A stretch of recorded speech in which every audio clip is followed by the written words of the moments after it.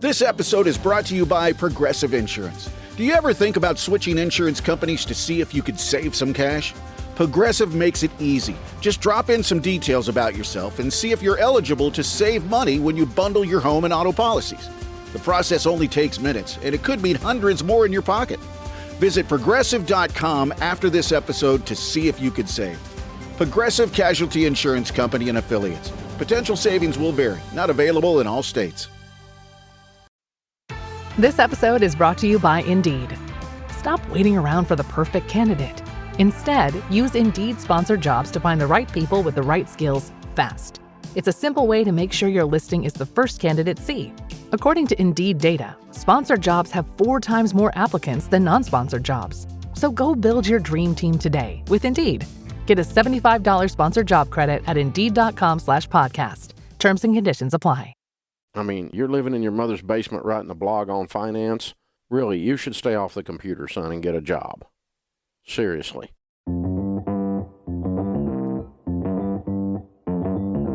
Live from Joe's mom's basement, it's the Stacking Benjamin Show.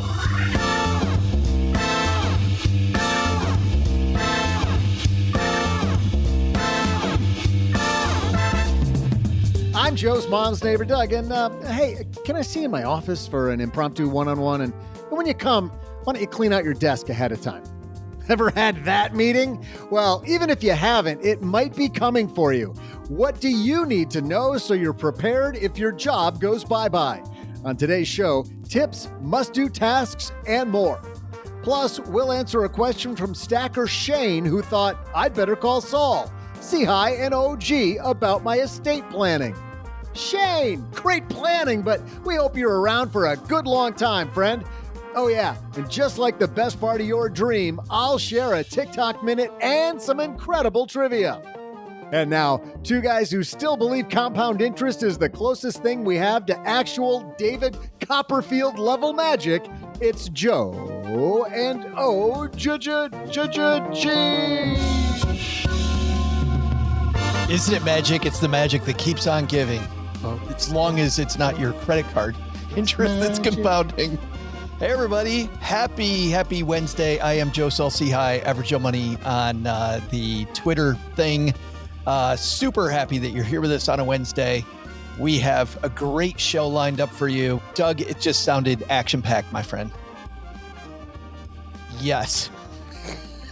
Yes, it did, Joe. It sure did, Joe. Power back on.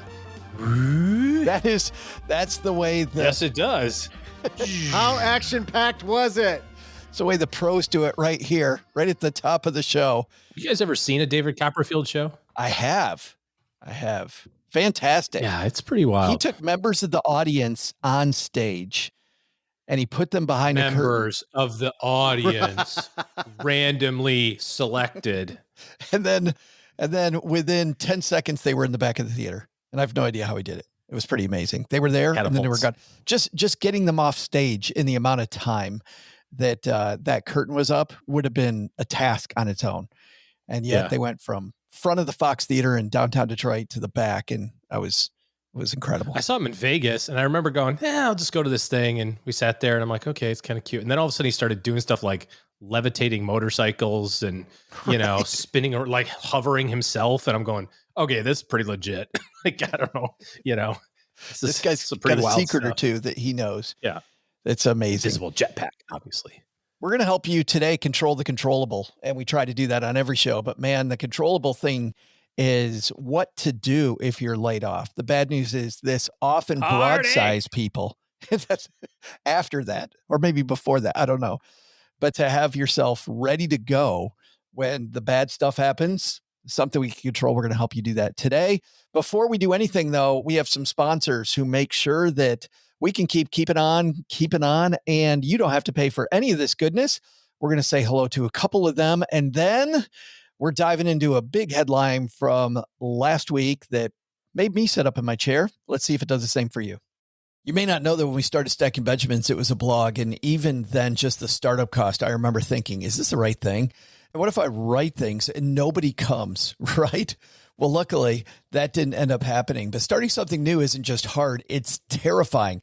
There's so much work. You're not sure whether it's going to work out. You're not sure if anybody's going to read it. And then we change it to a podcast. Is anybody actually going to listen, right? What if nobody wants all the stuff that we have? Well, had I used Shopify, it would have been even easier, because with their expertise, their helpful tools, and their easy to use platform, that's something that would have made Stacking Benjamins more effective much, much more quickly. Shopify is the commerce platform behind millions of businesses around the world and 10% of all e-commerce in the U.S. Names you've heard of like Heinz and Mattel, Shopify, Gymshark, Aviator Nation, Allbirds, also all Shopify. Get started with your own design studio with hundreds of ready-to-use templates. Shopify helps you build a beautiful online store that matches your brand style. And best yet, Shopify is your commerce expert with world-class expertise in everything from managing inventory to international shipping to processing returns and beyond. And did I mention that iconic purple Shop Pay button? It's used by millions of businesses around the world. It's why Shopify has the best converting checkout on the planet. It also helps boost conversions, meaning less carts going abandoned and more sales for you. So you're stacking Benjamins much more quickly. Time to turn those what ifs into with Shopify today. Sign up for your $1 per month trial today at shopify.com/SB.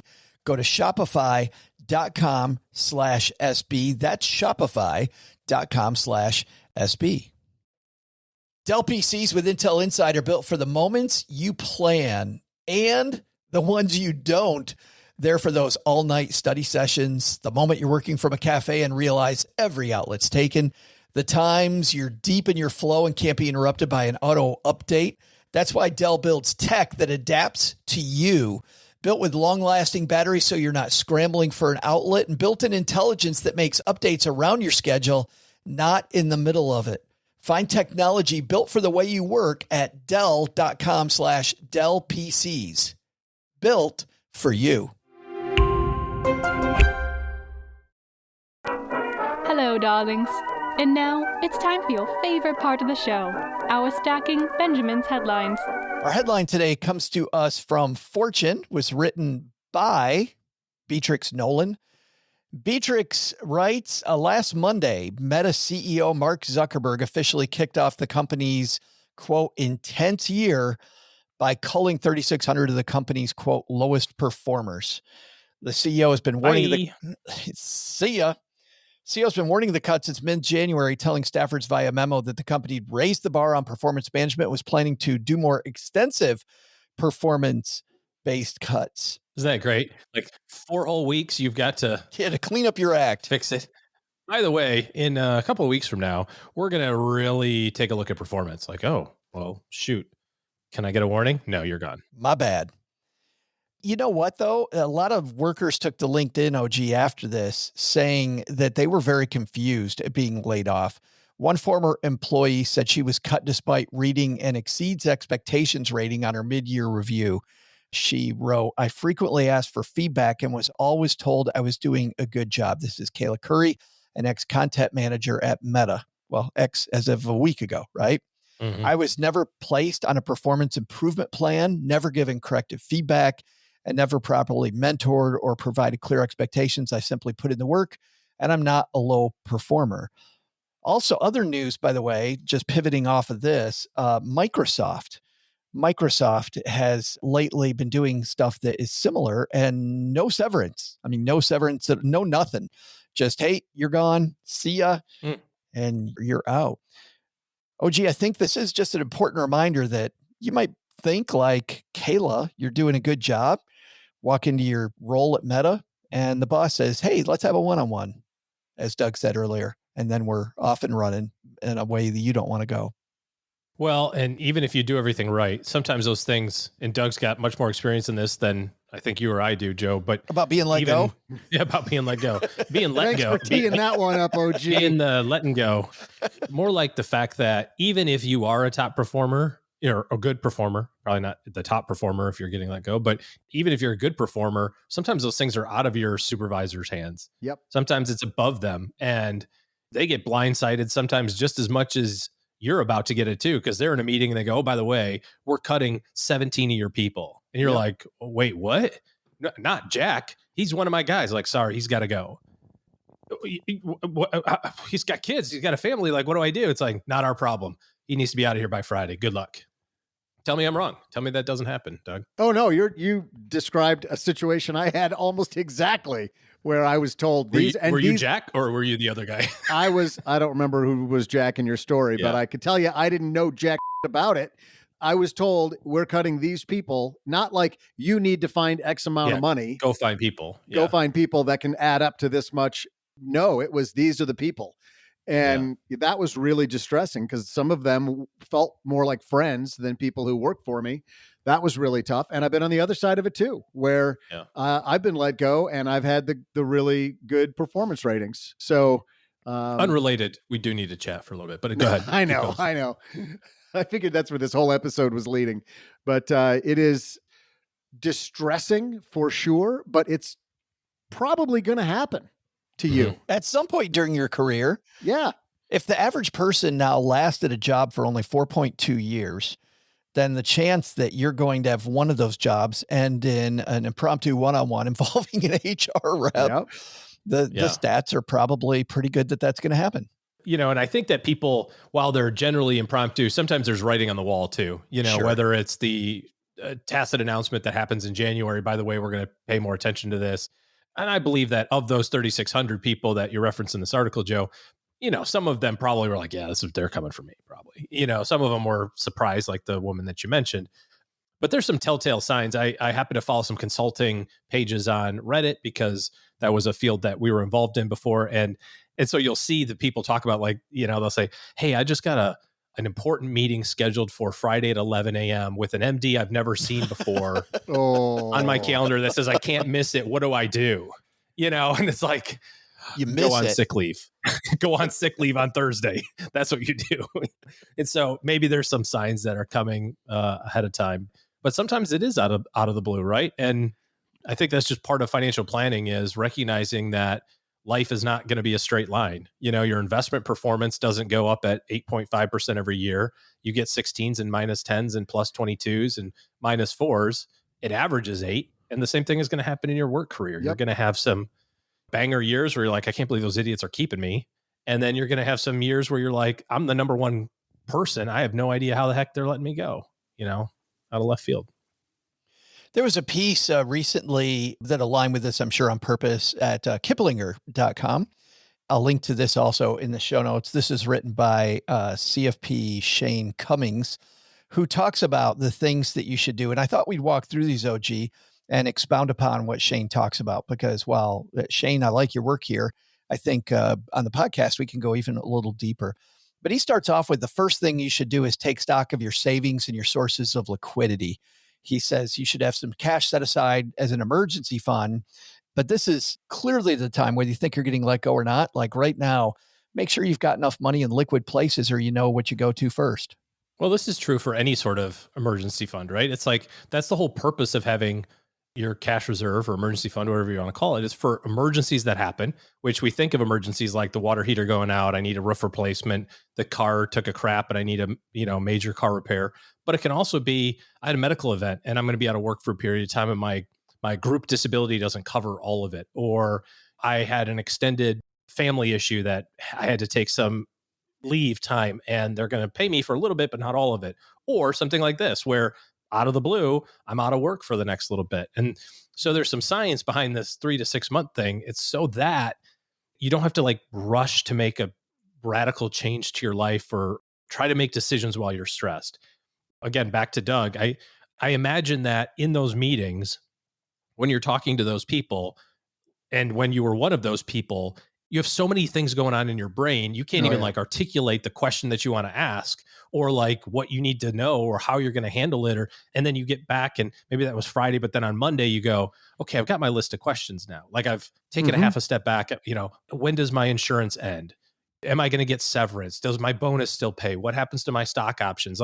But in that moment when you're like, hey bud, you're gone, all this stuff is going on and you can't process it. So the idea of having a cash reserve is to give yourself that space where you can pay the bills, put food on the table, everything's okay for a period of time to give you the time to kind of recalibrate a little bit. Doug, were you going to say something? No, I was just thinking of times when I had been let go and you think you're listening clearly to all of and the HR person's going through very methodically all of the things that about your insurance and COBRA availability and all of that stuff. And you think, okay, be cool, maintain your calm. I got my emergency fund. I'm set. Maybe your head isn't racing in that moment because the time I'm thinking of, I did kind of see the writing on the wall. But after that, as you're walking back to your desk to get your box and clear out all your stuff. The walk of shame. Yeah, the walk of shame. And your head is spinning. Then it's like, oh, I've got this trip planned. How am I going to pay for that? Or, I got to do these. Well, now I guess I get to do those things with the kids during the day that I didn't, all of that stuff comes just rushing into your head. And all the stuff you thought you were listening to clearly about gets overwhelmed with the new stuff that you start thinking about. And the focus of this discussion is really emergency planning and what do you do with your personal finances. But do not be afraid to call back and ask HR and ask for clarification and ask them to repeat. They know you're going to do it. Don't be embarrassed. They get it every time. That's what they're there for. So call them back. On that note, I found believe it or not, a great video on TikTok, Doug, about this very thing from a gentleman who calls himself the employment lawyer.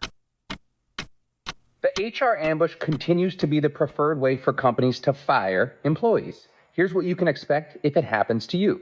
My name is Craig Levy, and I'm an employment law attorney. In the common situation, an employee receives an email from their supervisor asking them to meet with them for a one-on-one meeting on short notice.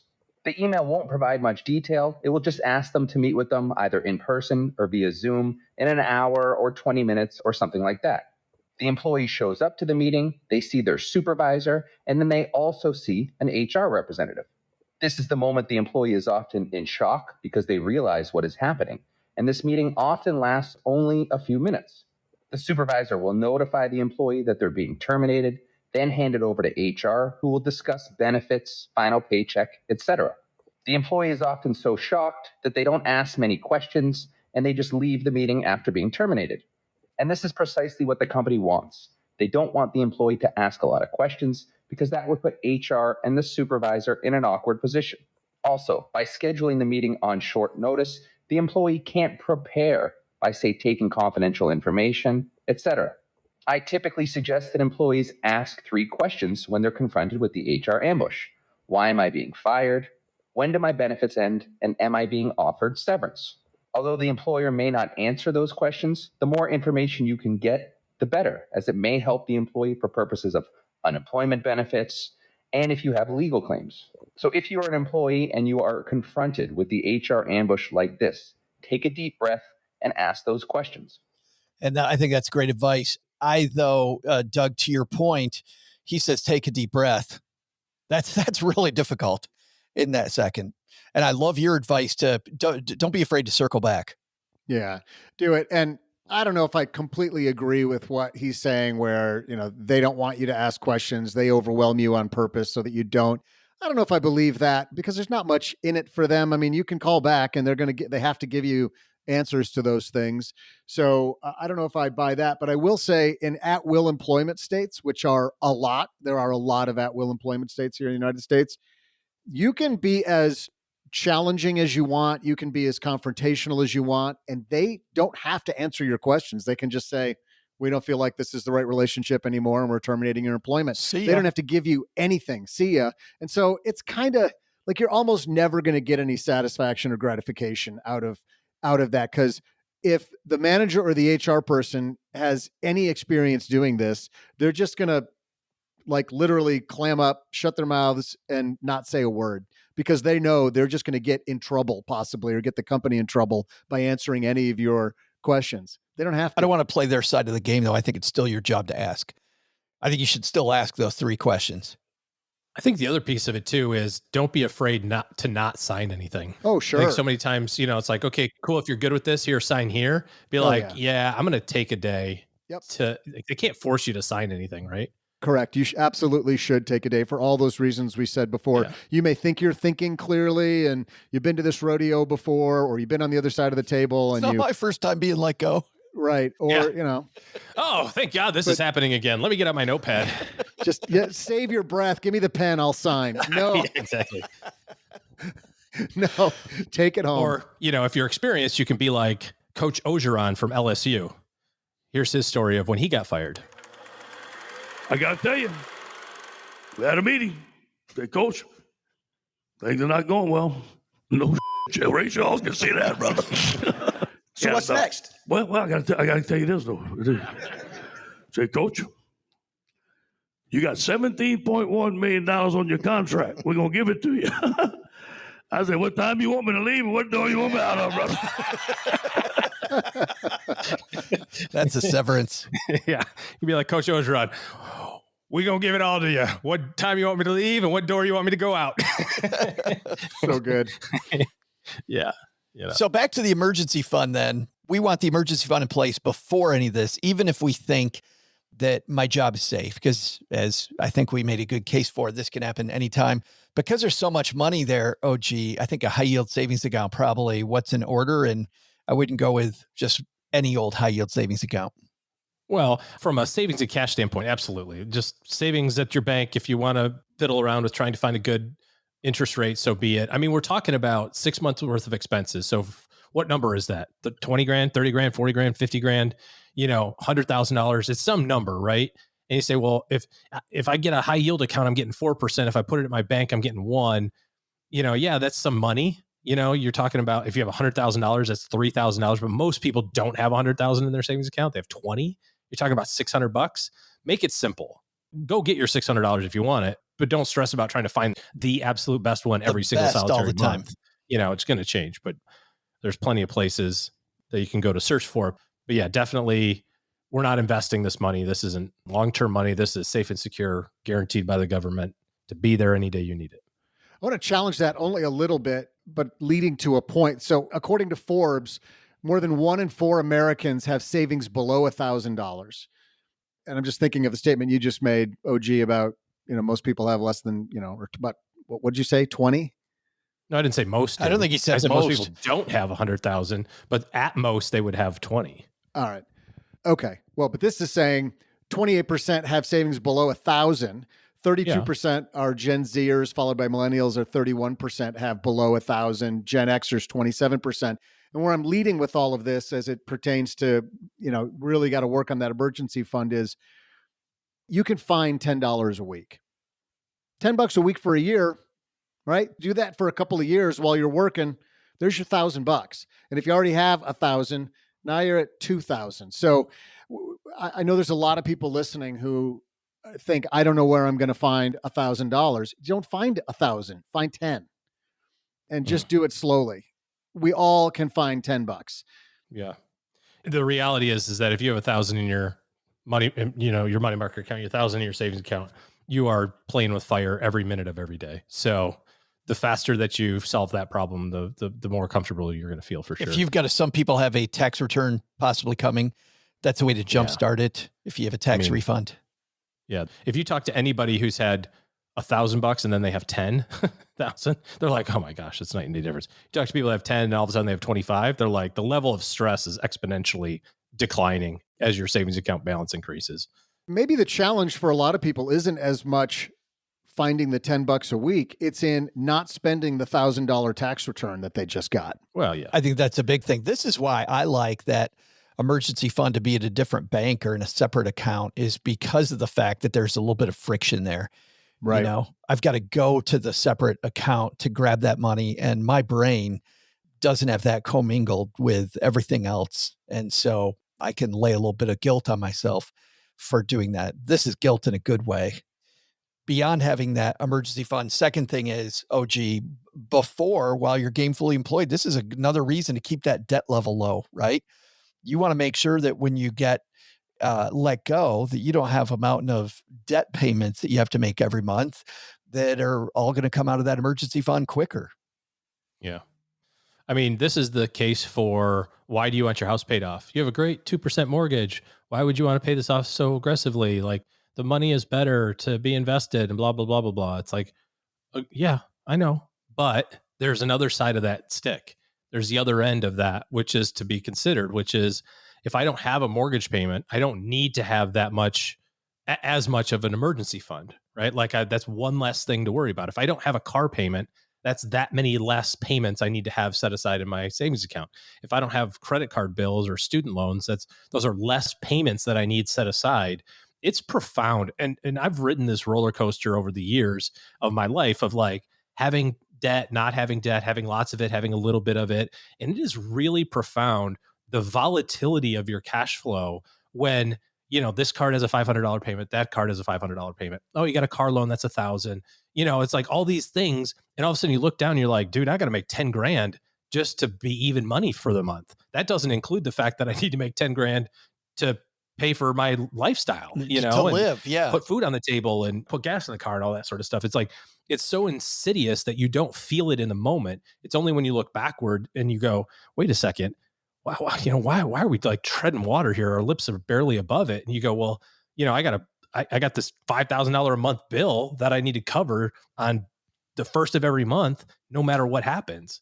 That's $30,000 if you're having 6 months, right? If you have $5,000 a month of credit card bills or car loans or student loans or mortgages, it's $30,000 you need to have in your emergency fund for 6 months, not including the $30,000 you need, like, for $10,000 a month or $5,000 a month to live, putting food on the table. And that gets to the next piece that Shane writes about, which is beginning to track your expenses toward working on a budget, to know what your budget is and to keep that budget in line. It's funny, you may be living high in the hog, as mom says, right now, but if the worst hits out of the blue tomorrow, it's going to be difficult then to pivot, right? To make that change. Two things that I like in this area, OG. Number one is I love the weekly meeting for this reason. We take out our Monarch Money app, Cheryl and I, we talk about what our expenses are going to be the next week. That helps us hold each other accountable to what those expenses are. And then second, I also love meal prep. When Cheryl and I don't do the weekly meal prep, you know what happens? We end up eating at restaurants far more often. We do the weekly meeting enough that I know if I do the meeting, that's fine. And we look at each other and Cheryl and I go, oh yeah, we're just going to eat out on Thursday. Let's say we're going to go out to eat on Thursday after work. That'll be our one night. If we haven't done any meal prep, we're going out to eat 4 nights because the refrigerator's empty. We're not really sure what's what. It's you get busy. So those two things for me. And you don't have to use, in the Monarch app or any money app, you don't have to like spend all the time and energy to categorize everything accurately. And you could just have an idea of what you spend. And then maybe you decide to categorize it. It can be your banking app. Well, the nice thing about all these apps is once you categorize something the one time, it has a memory. It's going to go, oh, the bill to principal is your life insurance. I know that's life insurance. You don't have to do that ever again. So it's really just kind of like anything else, any other system. It's the time and energy you spend to set it up. And then the back end of it doesn't have any sort of setup time. It's just maintenance from that point forward. But yeah, if you don't know how much you spend, how are you going to know how much you need to have set aside? Or, how do you even know how much you need to retire with? You need that number. You need your spending number. Last on Shane's list, I think we're taking a call from Shane later. Is it just Shane Day? It's Shane Day. It's all things Shane on the Stacking Benjamin show today. Last is review and understand your employer benefits. And the big thing, OG, people got to understand is COBRA. And COBRA, in a few cases, isn't incredibly expensive. But man, most of the time, I feel like it's insanely expensive. COBRA and your benefits, just get ready to pay through the nose for the same stuff that you took for granted while you were employed. The good news is, Shane writes, since the passage of the Affordable Care Act, some states have introduced their own state-specific health insurance marketplaces. Happen to be in a state with a competitive marketplace, you may find options that are more cost competitive than COBRA with different coverage features. You may be willing to trade a lower monthly premium for a plan with higher deductibles or copays. If you happen to reside somewhere with few state options, your best option may differ. So I think that you're going to have a bunch of work to do on your employer benefits side. By the way, we have a guide for that, stackingbenjamins.com/benefits, that can help you as well when it comes to understanding what your benefit options are. And there's a section on COBRA there as well. But great news, you've got time now to do that work, to dig into it. Well, hopefully you're doing most of this, Doug, while you're employed, so you can easily get there later. Yeah. And then last, it's always funny because I've been spending more time on LinkedIn lately, but I noticed that when people lose their job, you'll see some of your friends just all of a sudden show up on LinkedIn, and they're there for about 6 weeks because they lost their job. They found a new job. And I think just cultivating your LinkedIn profile a little bit and also keeping that resume up to date is a great idea. We dive into topics like these on our newsletter, the 201, stackingbenjamins.com/201. It's a free newsletter. You get it every week from us. And the good news is when we head out like we did this week, you two yahoos, while we are here, are probably hanging out with some of our stacker friends in real life. A few, yep. And I was in Seattle recently, but we can send you the notice if you're in the area if you subscribe to the 201, stackingbenjamins.com/201. All right, coming up in the second half of this show, the Shane Fest continues as we get a call from Stacker Shane, and I've got a TikTok minute that also has to do with some of your estate planning as well. We're talking estate planning in the second half, but before we get there, Doug, you've got today's trivia question. Sure do, Joe. Hey there, stackers. I'm Joe's mom's neighbor, Doug. And imagine creating the first phonograph. For you Gen Zers out there, phonograph is that thing your grandparents used to play records on. Records are those flat, round, never mind. Thomas Edison patented the first one on today's date way back in 1878. One fella who made tons of Benjamins singing songs on that magical spinning round music machine was a guy named, well, you know what? Let's just make that today's trivia question. This one's going to be tough for our Gen Z stackers, but here we go. Which singer who celebrates a birthday today made tons of money from songs like Tears of a Clown? I'll be back right after I get the El Camino ready to go cruising on a Wednesday afternoon. Insurance isn't one size fits all. That's why drivers have enjoyed Progressive's Name Your Price tool for years now. With the Name Your Price tool, you tell them what you want to pay, and they'll show you options that fit your budget. So whether you're picking out your first policy or just looking for something that works better for you and your family, they make it easy to see your options. Visit Progressive.com. Find a rate that works for you with the Name Your Price tool. Progressive Casualty Insurance Company and Affiliates. Price and coverage match limited by state law. You didn't start a business just to keep the lights on. You're here to sell more today than yesterday. You're here to win. Lucky for you, Shopify built the best converting checkout on the planet. Like the just one tapping, ridiculously fast acting, sky-high sales stacking, champion of checkouts. That's the good stuff right there. So if your business is in it to win it, win with Shopify. Start your free trial today at shopify.com/win. Did you know Fast Growing Trees is America's largest and most trusted online nursery with thousands of trees and plants and over 2 million happy customers? Whether you're planting fruit trees, adding privacy, brightening things up with flowers, or bringing in houseplants, Fast Growing Trees has it all. Even better, they can help you find options that are right for your climate, your space, and lifestyle. Click Order Grow. Every plant arrives healthy with the Alive and Thrive guarantee straight to your door. So if you're ready to get planting, this is the moment. Right now, they have great deals on spring planting essentials, up to half off on select plants. And listeners to our show get 20% off their first purchase when using the code WWO at checkout. That's an additional 20% off. Better plants and better growing at fastgrowingtrees.com using the code WWO at checkout. Fastgrowingtrees.com, code WWO. Now's the perfect time to plant. Let's grow together. Use WWO to save today. Offer is valid for a limited time. Terms and conditions apply. Go to growingfasttrees.com for details.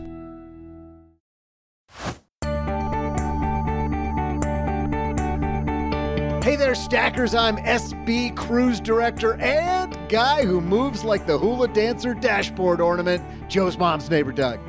Thomas Edison filed the patent for the phonograph on today's date way back in 1878. Had he not done that, there wouldn't have ever been 8 tracks. Oh. And had those not happened, there wouldn't have been cassette tapes. And if those hadn't happened, I wouldn't have been able to make mixtapes to try to get laid in college. I'm kidding. And had those not happened, no CDs. And had those not happened, no MP3s, which means had those not happened, I wouldn't be in your ears right now. So from the bottom of my heart, Tommy, a big thanks from all of us here at Stacking Benjamins. One guy who also thanked old Tommy E by singing some of the greatest hits of radio had a birthday today. He sang songs like Cruisin' and Tears of a Clown. Today's trivia question, what's the birthday boy's name? Of course, it's none other than Smokey Robinson. Did you get it right? Are you under 30 and you got it right? If so, be the first one to write to Gertrude.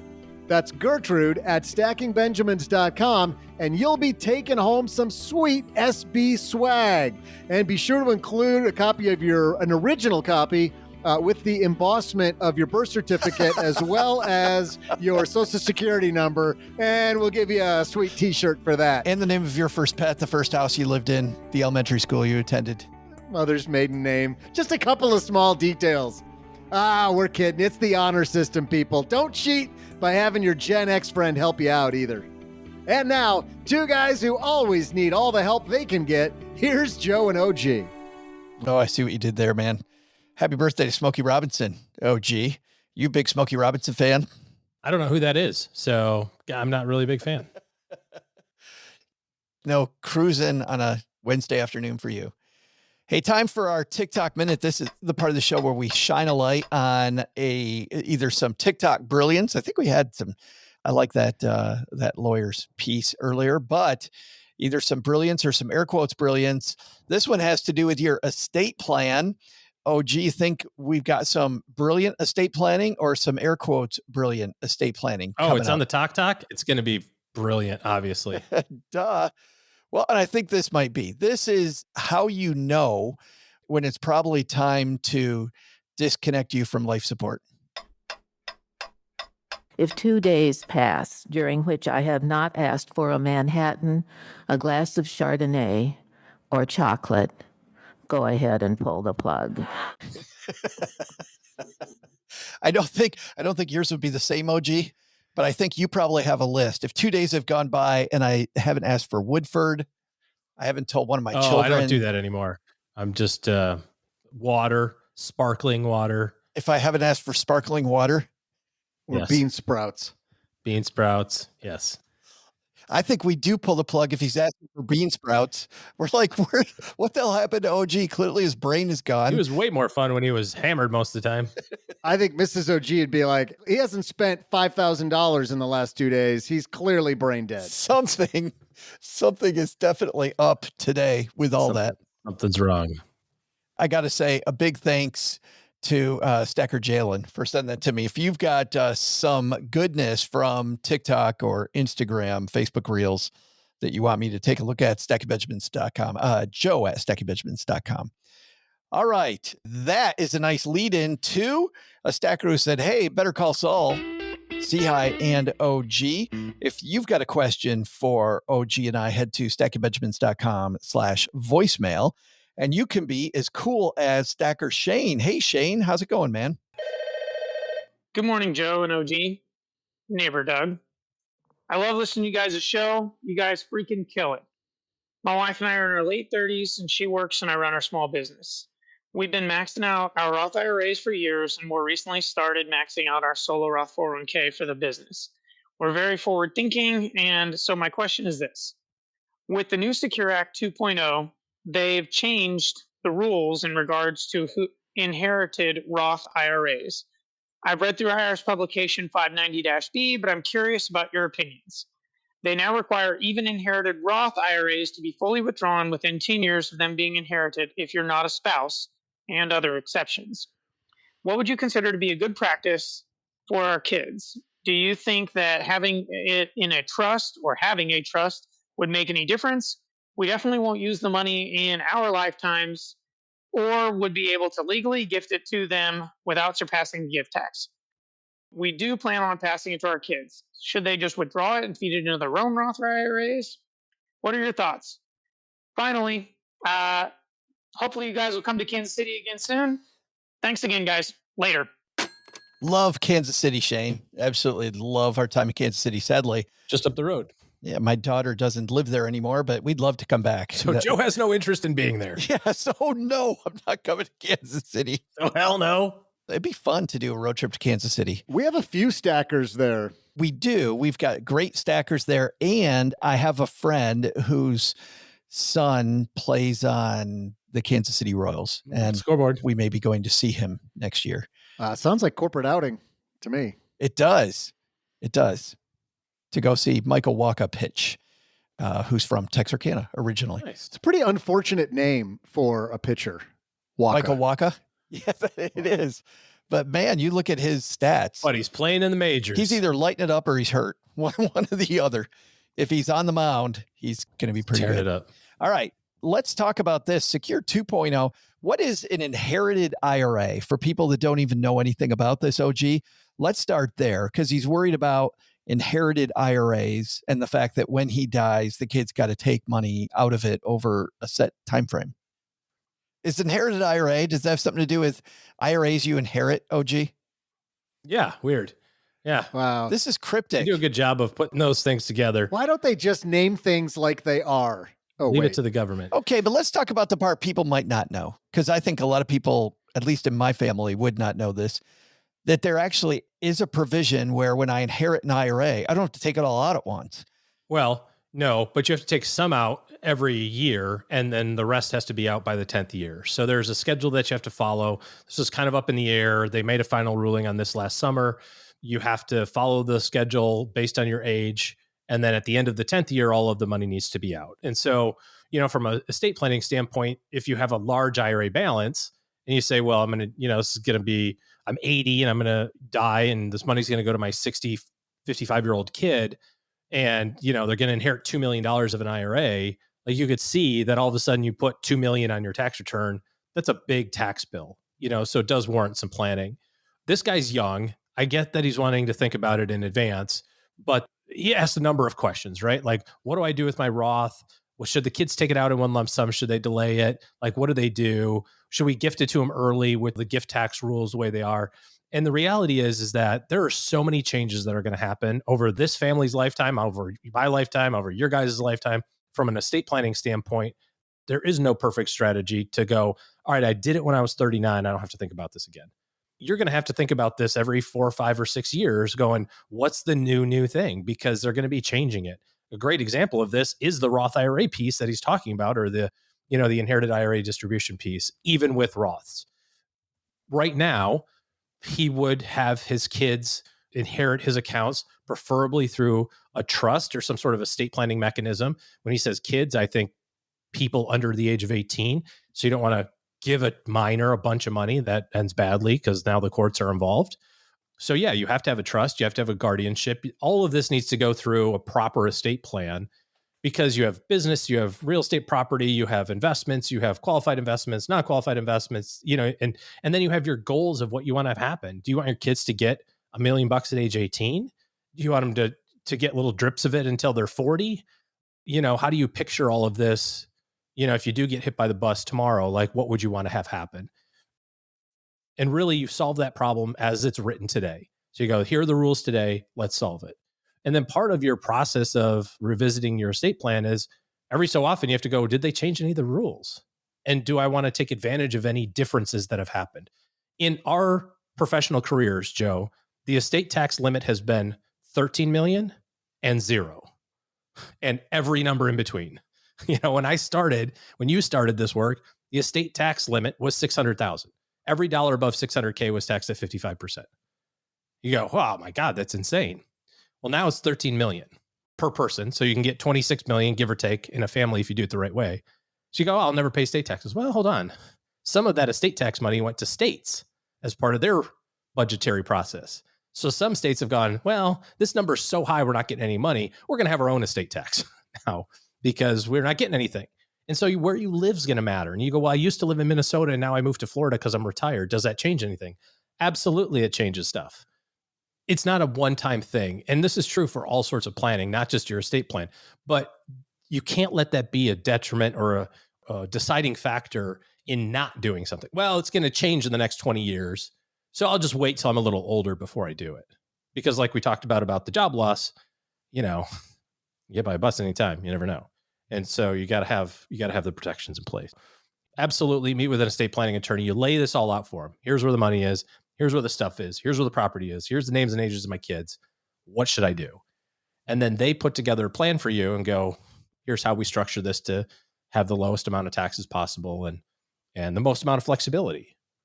And then we tweak later as the rules change. Well, I mean, rules change. If you did this when you're 39 and your kids are 5 and 6, and then you go, we have to revisit our estate plan when you're 72, you go like, well, maybe my kids are good. We've had these conversations with clients where they go, I used to want to take care of my kids, but my kid's a surgeon. Like, he's loaded.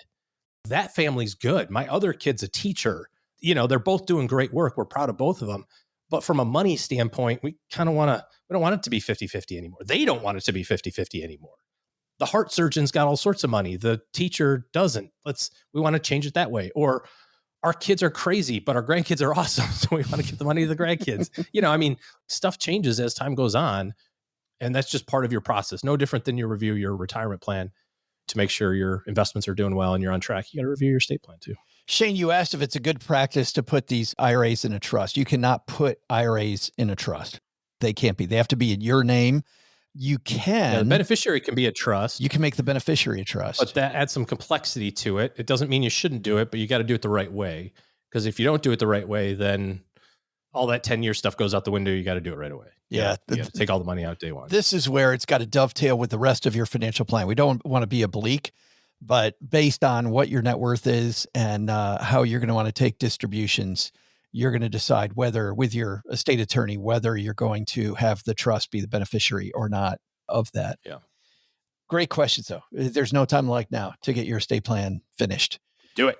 And if OG is ever asking for Brussels sprouts over a 2-day period, time to pull the plug. That's the other thing I learned. Or were they something else? My estate planning attorney sends a note card to everybody you list in the estate plan that just says, in the event that something happens to OG, you have something to do, contact our office. And so my brother got one of these because he's in our estate plan. And he said, hey, I got this thing from an attorney. Like, what's this about? I said, and this was when I was newly married. I said, I just don't think it's right to have to put this on my new bride or mom, but I need you to decide the plug pulling. And he goes, oh, okay. When do we do that? Can I do that now? Like, how long do I have to wait? We just get this misery I over. vote now. Yeah, it's going to suck regardless for everybody. So let's get it. Let's do it right now. Please. I said, rip up that card that you got. You have no job anymore. Yeah. He's like, sir, he's here for an ankle fracture. Pull it. Pull the plug. He's in pain. I can tell. Of course he's in pain. He broke his ankle. We gave him some Demerol. He'll be okay. Pull the plug. Sir, get off of him. Do not put a pillow on his face. Sir, I'm the dentist. This is just a tooth cleaning. Pull the plug. Time to go. Please stop smothering. StackingBenjamins.com/voicemail gets you through to us, and we'd be happy to answer your question. Thanks a ton for that question, Shane, and hopefully we see you in Kansas City. Casey. Time for us to head out to the back porch, guys. What's going on in Stackerland, Doug? Well, I'll tell you what, this is a topic just exploded. It erupted. It just metastasized. It just got so huge. All because a couple of weeks ago on one of our roundtables, the word ruminant came up. I think it was a Paula Pant word, wasn't it? It was a Paula Pant word, which, I mean, no shock there. She makes it her job to use as many $12 words as she can in our Friday roundtables. And she chose ruminant. And I can't remember who it was. Maybe it was Paula herself. But we were talking about horses as ruminant animals. And it turns out that's not correct. Alyssa Erlinson showed us a photo of her horse and her house, maybe, I don't know, but her horse in the Basement Facebook group. And man, the horse lovers came out of the woodwork. There were so many. We have a lot of horse stackers, I think is what we call them. They came out of the woodwork. We got photos from TL Moore, who said best view in the world. From the saddle of TL's horse. That was pretty cool. Yep. Carrie Hyde Michaels, who showed her beautiful horse and wrote, I'm going to be making HELOC payments on this guy till we're both dead. And then there was Brittany, Stephanie, and even, of course, Shane. There's got to be a Shane. How many Shanes are we going to have today? Unbelievable. And should we say now that if people stick around for the rest of the episode, they'll hear Shane Gillis, our special guest. He's coming up. He'll be on later. But thanks for sharing your horse picks, everybody. And now if just all of the El Camino lovers can get together and share your favorite views. Somebody was talking about them bringing the El Camino back. They are. They're bringing it back, though, sadly, as an electric vehicle. But they are. Ruins the whole vibe, doesn't it? Ruins the whole vibe. Yeah. How can you have Bondo on an electric vehicle? Like that, just those two things, I don't know, they go well together. Right. But the great thing is the new El Camino coming out will come with it's pre-bondoed. Oh, good. Because they know it's going to happen eventually. So they're just going to do it for you right out of the bat. Who was it? It was Carrie Hyde Michaels who said she's going to be making HELOC payments till they're both dead, which I thought was a hilarious comment. And it reminded me of a time my oldest son ski raced. And he ski raced, I'll say, largely at a national level. The cost of that was staggering. And, every sports parent sits around and complains about how much ice time is if your kid's into hockey or, travel for basketball or something. Ski racing, we've done the math. Ski racing is way above all of those. Another level. It's a whole nother level. And we're sitting around bitching about it, as all parents do. And one guy just stayed quiet the whole time. And he finally said, "You all lose." His son was in ski racing, but he had a daughter who was an equestrian. And he went through the finances of what it takes for his daughter to have a horse. And that it was the ultimate trump card. Just shut us all down. We couldn't say a word. It was like a factor of 10 higher. It was unreal how expensive it is to have a kid who's, you're keeping another living thing alive. They have to have a staff to keep the thing alive. You got to pay people where they're boarded and they're getting he talked about how expensive just shoeing these things are. And then if you want to win the Kentucky Derby, it's a whole different. Well, she wasn't a racer. She was doing jumping. She actually went to college on a scholarship for jumping, which I didn't even know that was a thing. Stacker Derek owns a racehorse. I'm 99% sure he's talked about his racehorse. That's pretty sweet. In the past. Yeah. Part of an ownership group, where they put a bunch of people. I mean, that's how expensive it gets. You can't use just your money. No, you got to have 8 people who flush their money down the toilet. Yeah, exactly. Yes. Yeah, that's a whole different thing too. But it's a fun conversation about, and by the way, we still haven't said what makes something ruminant or not ruminant. Was it multiple stomachs? Yeah, 4 stomachs. So cows but horses only have 1 stomach, which is why it's accurate when Joe's mom says, "I eat like a horse." Oh boy. You're going to pay. That whole thing. You're going to pay for that. The whole thing was a lead up to that joke. That was so bad. Mom's been a pain lately, by the way. She has been horrible. She told me I have to stop acting like a flamingo, so that's where I put my foot down. Can I do the credits now? What should we have learned today? Well, Joe first, take some advice from our headline. Sure, your job seems safe, but times are always changing. Better dust off your resume. Say hello to a few friends on LinkedIn. Keep your resume updated. You might need it when you least expect it. Second, your estate plan. You never know when you're going to need it, but someday you definitely will. So speaking of will, let's get that done too. But the big lesson, don't ask Joe's mom about life support and her wishes. Her wishes have something to do with me and washing windows if I don't want to end up on life support myself. God, Ma, why choose violence? Come on. Lady has no soft edges. This show is the property of SB Podcasts, LLC, copyright 2025, and is created by Joe Saul Seahide. Joe gets help from a few of our neighborhood friends. You'll find out about our awesome team at stackingbenjamins.com, along with the show notes and how you can find us on YouTube and all the usual social media spots. Come say hello. Oh yeah, and before I go, not only should you not take advice from these nerds, don't take advice from people you don't know. This show is for entertainment purposes only. Before making any financial decisions, speak with a real financial advisor. I'm Joe's mom's neighbor, Doug, and we'll see you next time back here at the Stacking Benjamin Show.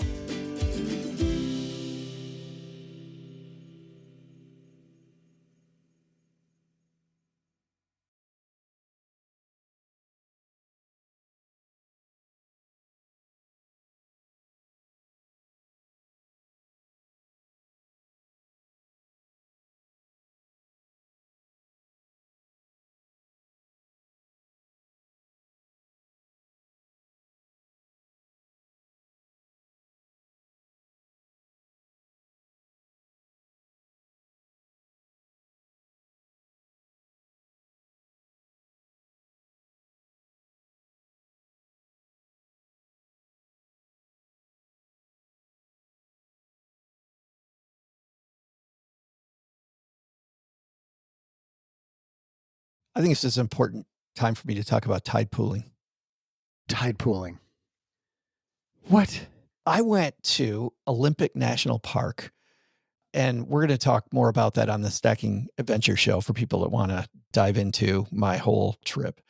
But Doug, OG, by the way, had to go to a client meeting. So it's just you and me, which is this important topic of tide pooling. Oh, joy. I was a week younger than I am today when I learned what tide pooling is.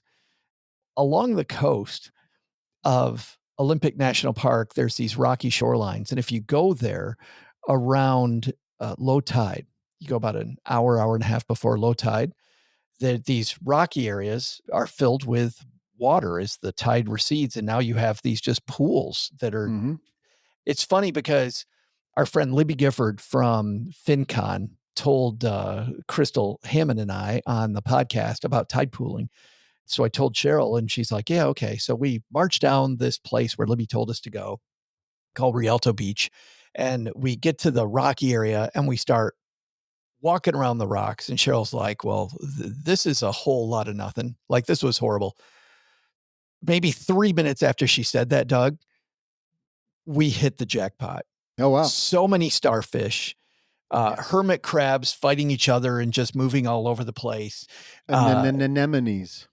Anemones, tons of anemones. Tons and tons of anemones. Just so, we must have stayed out there for 2 hours, just walking around the rocks. It was fantastic. Yeah, it's like 20 or 100 little aquariums that you can just go from one tide pool to the next. It's fantastic. I've done that. Cheryl said the same thing. She's like, this is fun at the aquarium, but out here in real life, knowing that this is just part of the ocean living and I get to sit here and watch it was phenomenal. I would recommend this to everybody.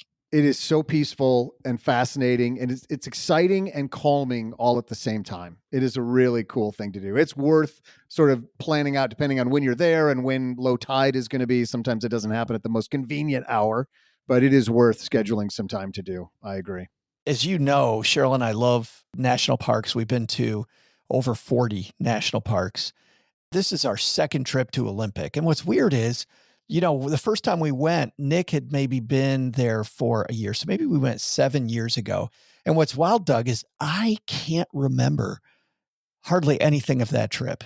Huh. And for the longest time, I couldn't figure out why. And then I figured it out when I was out there, which is that this park is actually so far from Seattle.